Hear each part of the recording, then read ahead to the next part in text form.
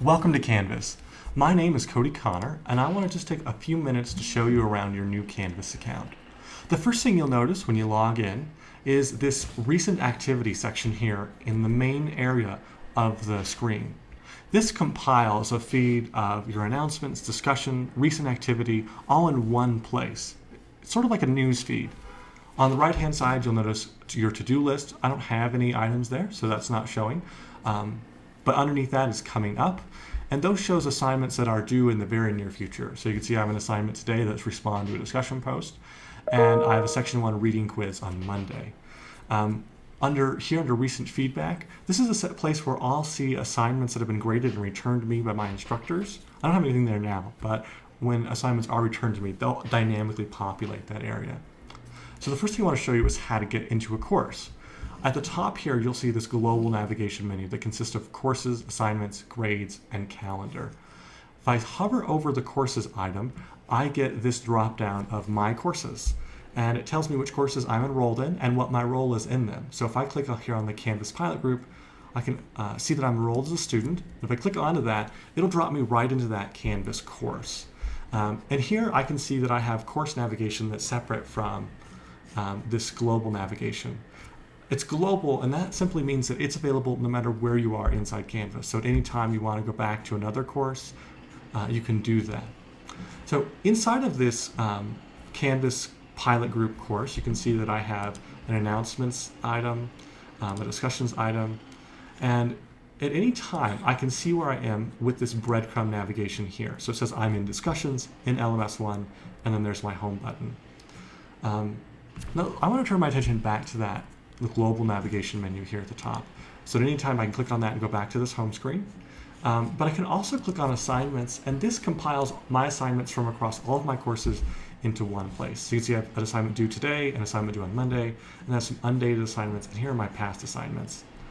If I want to view assignments just by each course, I can go over here to the right and show only assignments from a particular course. So if I click on that, it drops me back into that course and shows me the assignments page on that course.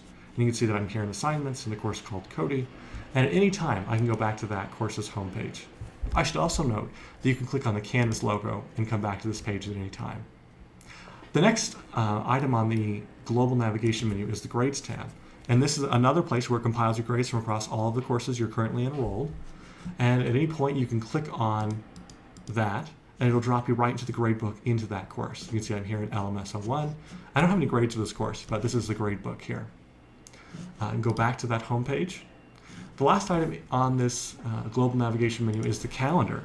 The calendar compiles all of my assignments from across all of my classes into one place. I find this immensely useful.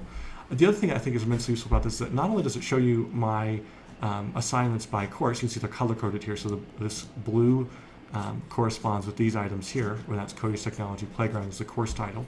But I can also create my own calendar item. So if I want to create a study group reminder, I can create that just within a couple clicks. And then if I want to move that, I can simply drag and drop it anywhere that I'd like. And I can do this by week or by month. So really simple.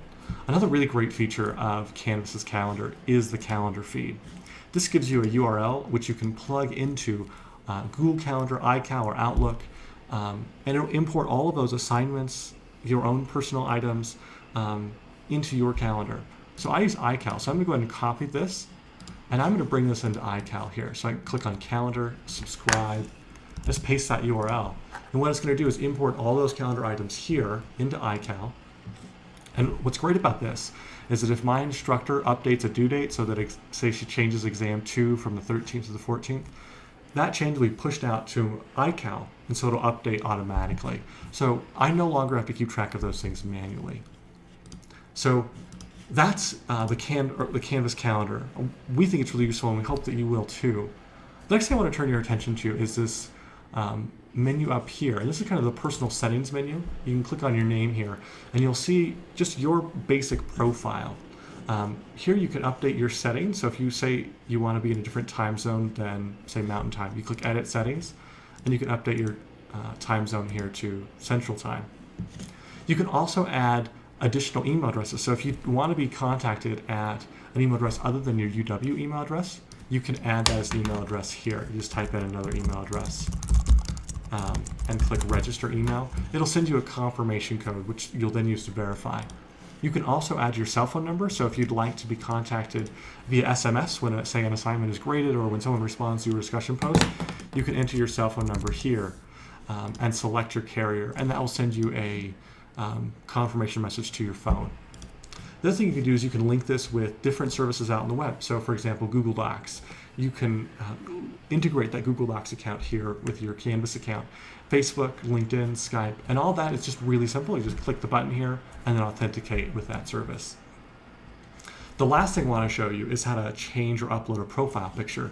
See, I've uploaded a profile picture here, but if I hover over this and then I click on this little pencil, it'll allow me to select from previously uploaded images, or I can upload a new image and just browse out to my computer to find one.